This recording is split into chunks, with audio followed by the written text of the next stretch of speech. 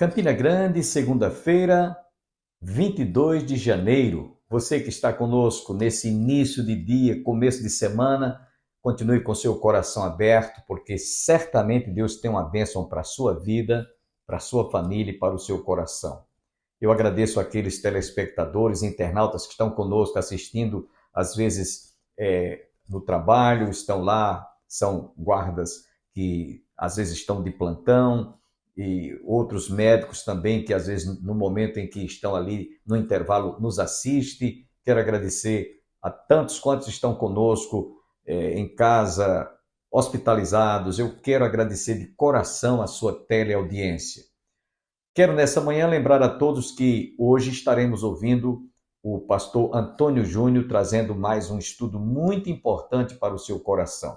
E você terá a oportunidade ainda de ouvir o conjunto Embaixadores de Sião louvando a Deus dentro de instantes. Antes, porém, desejamos orar. Vamos agradecer a Deus pelo dia, a semana que Ele está nos concedendo. Você que está aí conosco, quem sabe hospitalizado no seu leito, mas está nos assistindo, nós vamos orar pela sua recuperação, pelo seu restabelecimento, por sua saúde. Portanto, oremos juntos agora, nos elevemos a Deus em oração. Pai, obrigado por este dia, quando estamos iniciando mais uma semana que o Senhor está nos concedendo. Obrigado pelo privilégio e a oportunidade de adentrar nos lares, aqueles que estão conosco, nos assistindo. Abençoe a cada família. Pedimos-te pelos que estão hospitalizados, se recuperando de uma cirurgia, que eles tenham pleno êxito. Ó Deus, abençoe aqueles também que estão enfrentando lutas, dificuldades, estão em conflito, estão passando por tribulações. Meu Deus, tem misericórdia, vai ao encontro dessa família, socorre, sara, cura, liberta, transforma, restaura, faz a tua obra de tal maneira que eles vejam nisso o poder da resposta das nossas orações. Eu te peço, portanto, que tu agora fales ao nosso coração através da exposição da tua palavra, em nome de Jesus. Amém. Quero deixá-los com o pastor Antônio Júnior.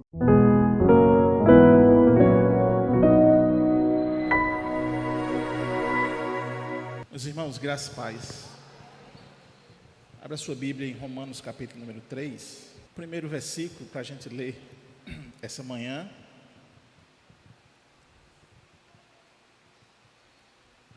Verso 22.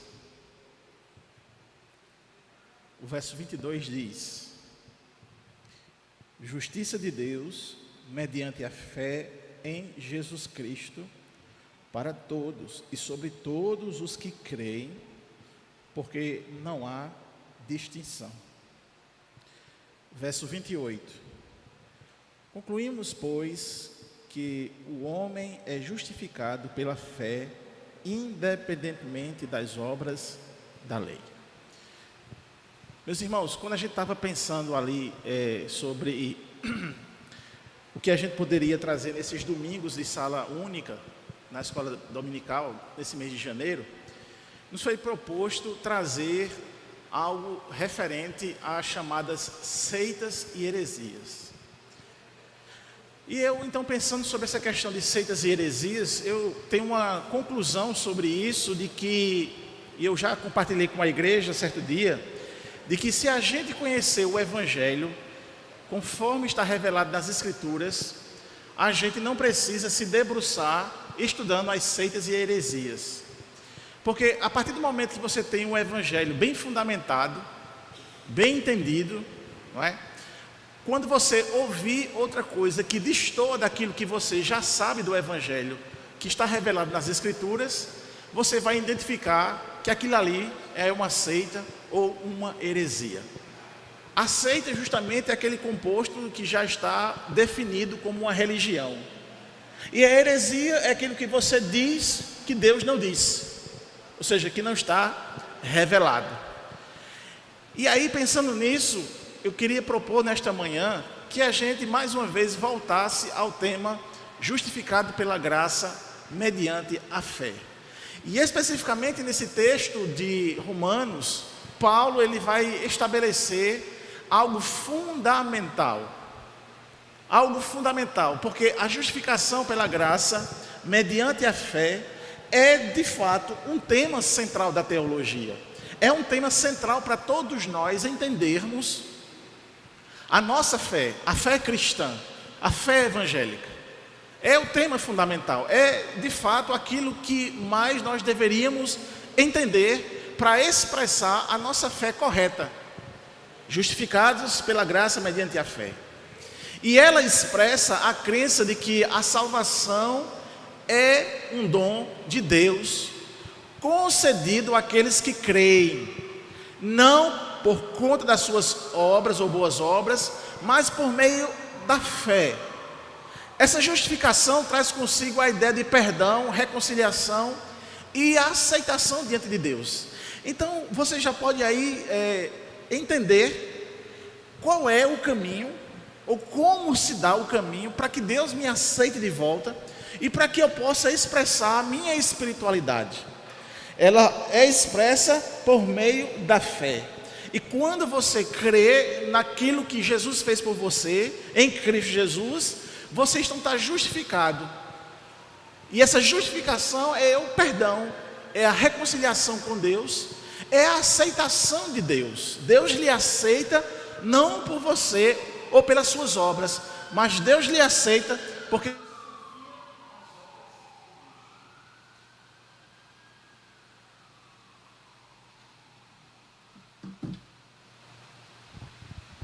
confia nas obras de Cristo.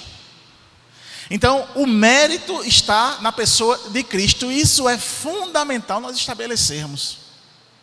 Porque quando você ouvir outra coisa que destoa disso, ou seja, você colocar os méritos em si mesmo, ou os méritos em alguma outra pessoa, você já vai ver que aquilo ali não é correto. Os adventistas do sétimo dia, eles acreditam, por exemplo, naquilo que Ellen White escreveu. Então, para estabelecer a sua crença, eles dizem que devem acreditar naquilo que Ellen White escreveu como inspirado. E, consequentemente, ela escreveu coisas sobre obras, sobre os méritos que você tem. Então, daí, de fato, já deve ser descartado imediatamente. Não tem mais nem o que discutir. Entende, irmãos? Por quê? Porque o Evangelho está centrado na pessoa de Cristo e acabou. E nós só somos salvos mediante Cristo, pelas obras de Cristo. E aí vamos trabalhar um pouquinho sobre essa questão e o papel da lei na justificação, haja vista que a lei está expressa, ela está revelada. Mas qual é o propósito da lei? A lei, então, ela desempenha um papel fundamental na revelação do pecado e na consciência da necessidade de salvação. Olha que fator importante do propósito da lei revelada. A lei é justamente tudo aquilo que nós deveríamos fazer diante de Deus e que nós não conseguimos por causa do pecado. E a lei, então, ela vai também trazer essa ideia, porque a lei, ela prepara o caminho para a justificação pela graça, porque uma vez que você tem conhecimento da lei e da sua impossibilidade de cumpri-la, você vai ter que correr para algum lugar, você vai ter que achar algum escape, alguém que faça isso por você. Então a lei tem esse propósito, é como um espelho de fato, como a Bíblia revela. Ela mostra quem você é. Ela diz que você é pecador, que você é falho. E para tanto você precisa de alguém para lhe tirar daquela condição de pecado. Mas também a lei é limitada. Apesar de importante, a lei não pode justificar ninguém diante de Deus. Porque há uma impossibilidade de você cumprir a lei cabalmente.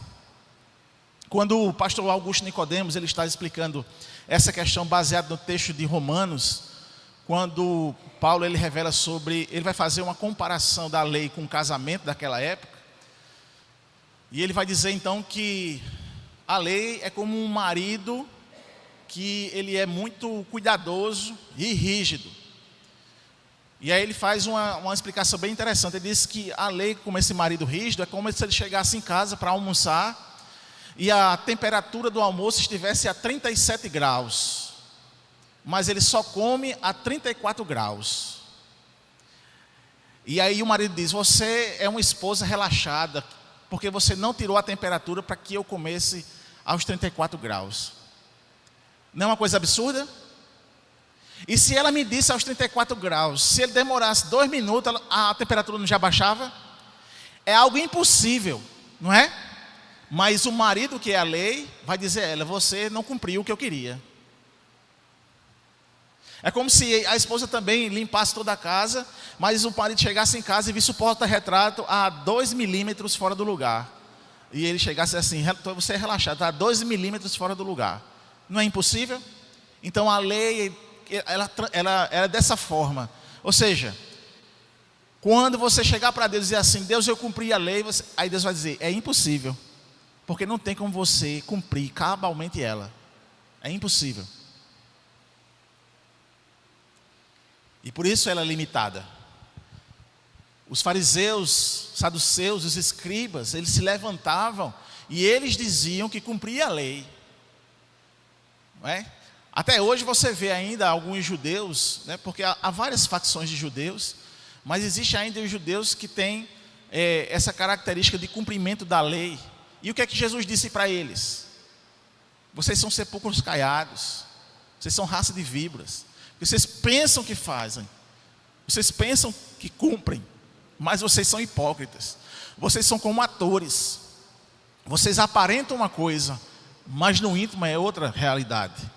Então, de fato, a lei ela vai cumprir o seu papel justamente nisso.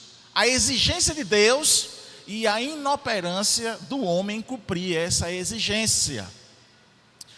E então se vê também essa questão do equilíbrio entre lei e graça. E é crucial compreender que a lei e a graça, elas não são opostas, mas estão integradas na revelação do plano redentor de Deus. E aí justamente você vai pegando o fio da meada para essa questão do cumprimento da lei, com essa característica daquilo que Deus proporcionou para você, ou que Deus deu para você.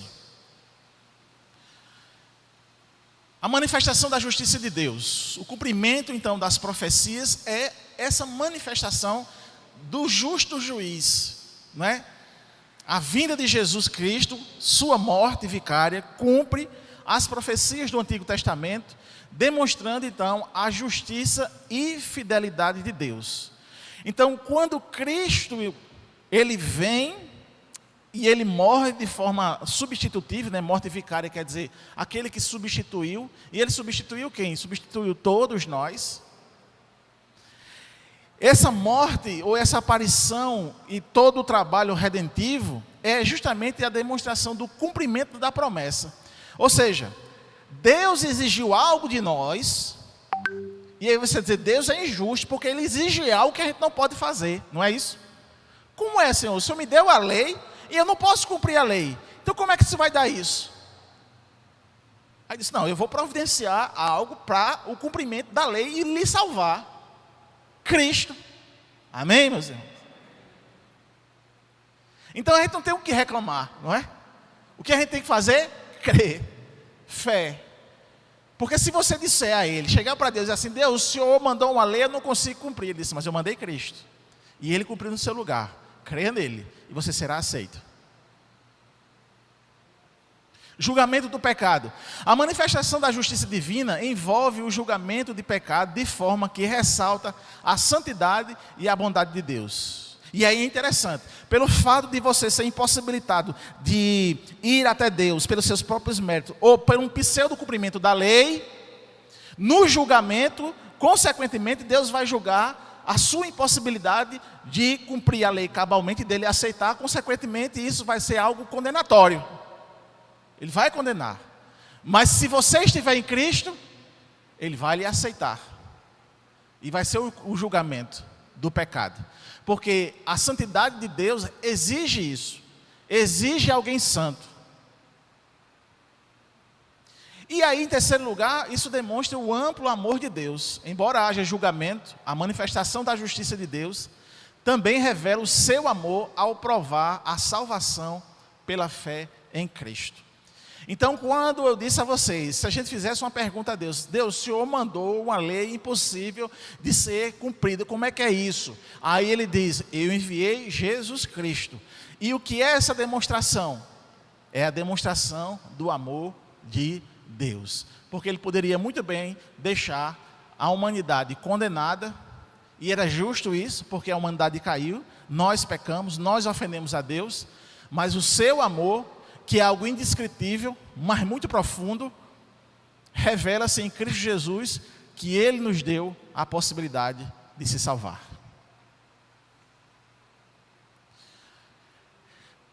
E aí isso tem impactos, que é o impacto do testemunho. E uma vez então alcançado pelo Evangelho, uma vez entendido todas essas questões, uma vez então colocado no coração pela fé, confessada pela boca e crida no coração, não é assim? Eu creio no coração e confesso com a minha boca. Essa confessionalidade não é apenas no dia que a gente levantou a mão, mas é no dia do nosso batismo, é no dia que nós vemos a igreja, é no dia que nós estamos orando, é no dia que nós estamos lendo a Bíblia. É todo momento essa confessionalidade e ela permanece. A confissão em Cristo, ela permanece o tempo todo, porque nós já estamos no reino, não há mais como negar a Cristo Jesus. E aí isso tem uma importância como o impacto do testemunho. O primeiro impacto, o pessoal. O testemunho cristão tem o poder de transformar vidas ao compartilhar como a justificação pela fé impactou você individualmente. Então, a importância do testemunho, do nosso testemunho, não é a questão do testemunho como a gente está acostumado a dizer que Deus curou de alguma coisa, que Deus abriu as portas para um emprego. Não é esse tipo de testemunho. O testemunho que ele está dizendo aqui é você falar da razão da sua fé. É como se você fosse dar um depoimento na justiça com uma testemunha de algo que aconteceu. Então você vai falar o que aconteceu. Então quando você fala disso, da justiça de Deus, mediante realizada em Cristo Jesus, para salvar o pecador, você está testemunhando do ato de Deus, o que Deus fez. E embora você não tenha visto, mas você crê. E se você crê, acredita nisso, você precisa dizer às outras pessoas. É o testemunho, falar para as outras pessoas. Amém, meus irmãos? Então, é um impacto de fato pessoal. Quando você encontra a justiça de Deus pelo Evangelho, você é salvo pelo Evangelho, automaticamente você passa a ser um testemunho ambulante. Não tem como você não testemunhar.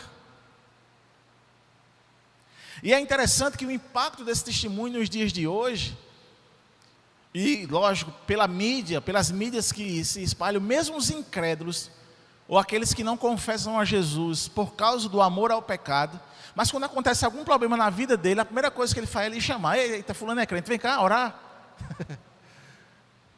Isso é um impacto do testemunho pessoal. E a importância então também do testemunho é que se formam as chamadas comunidades da fé. O testemunho fortalece a comunidade de fé ao encorajar e edificar outros crentes na verdade da justificação pela fé. Então, o testemunho, né, da comunidade de fé, ela de fato vai encorajar uns aos outros. Por isso que é importante, meus irmãos, você parar para prestar atenção e entender o seu papel na igreja. Eu sei que há, irmãos, uma corrida frenética, há uma corrida desenfreada pelo sucesso. O que eu quero dizer pelo sucesso? É uma corrida pelo reconhecimento. É uma corrida para se estabelecer. Eu sei que há essa corrida. Eu sei que cada um de nós temos potenciais para mostrar algo para a igreja. E mesmo que a gente erre mostrando esse potencial para a igreja, mas a gente não quer reconhecer que a gente errou. Não é verdade? Porque a gente está pouco a pouco desvirtuando o nosso real papel na comunidade de fé. O nosso real papel na comunidade de fé é edificar uns aos outros. E edificar uns aos outros, isso requer amor. E quando a gente requer amor, isso requer humildade. E quando se requer humildade, se requer exclusivamente que morra o seu eu para que Cristo cresça em você.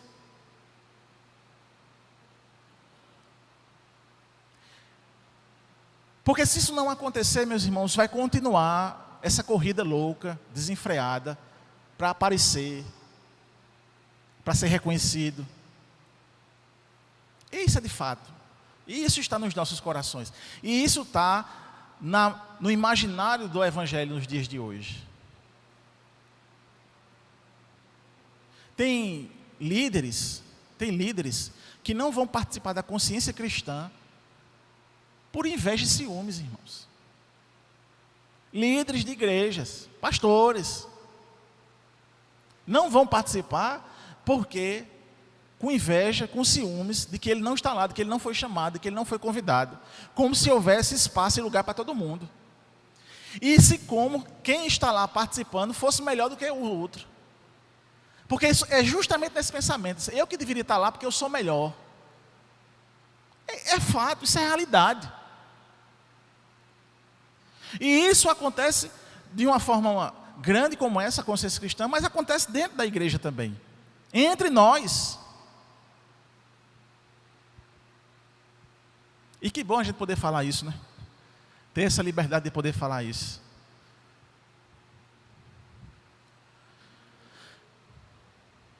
O testemunho fortalece a comunidade da fé ao encorajar e edificar os outros crentes nas verdades da justificação pela graça.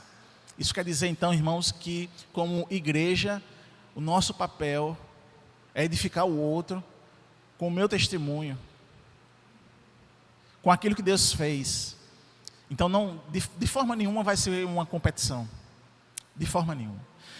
E aí desemboca em outra coisa também que a gente chama de missão evangelística. Testemunhos autênticos oferecem uma poderosa introdução ao Evangelho, convidando outros a descobrirem a fé em Cristo. Outra coisa que a gente não para pensar e está desapercebendo, porque toda vez que a gente em um momento para refletir sobre a igreja, normalmente a gente reflete a igreja só problema. Aí a pergunta é, se a gente reflete só o problema, que motivação eu vou dar para outra pessoa de participar da minha comunidade? Com isso que eu estou dizendo, que a gente só se reúne para falar os problemas, de fato, em algum momento a gente fala o problema que ele nem existe, mas a gente cria, só para satisfazer o nosso ego. Mas também existe o problema de fato que foi criado e que a gente precisa minimizá-lo. Mas quando a gente vai minimizar o problema, a gente vai expor o problema para retirar a pessoa. Não é assim? Eu retiro ela da minha comunidade, retiro ela da presença de Deus, porque vai melhorar onde eu estou. Mas a gente não pensa assim, peraí, mas aquela pessoa também não é uma viva alma, ela também não precisa do Evangelho, ela também não precisa se consertar, sim ou não, irmãos? Então, meus irmãos, a importância então do testemunho, pela essa questão da missão evangelística, ela está justamente pautada nisso, porque quando eu for evangelizar, ou quando eu for falar de Cristo, e essa pessoa quiser participar da minha comunidade, ela precisa entrar na comunidade saudável, numa comunidade que vai ser edificada, numa comunidade onde ela vai estabelecer a sua adoração pública, e não no lugar hostil, e não no lugar cheio de vaidade, e não no lugar cheio de inveja, e não no lugar cheio de ciúmes. Amém?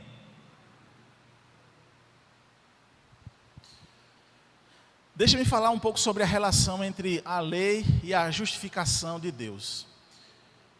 Revelação do pecado. A lei revela a realidade do pecado e da separação entre o homem e Deus, demonstrando a necessidade da justiça divina.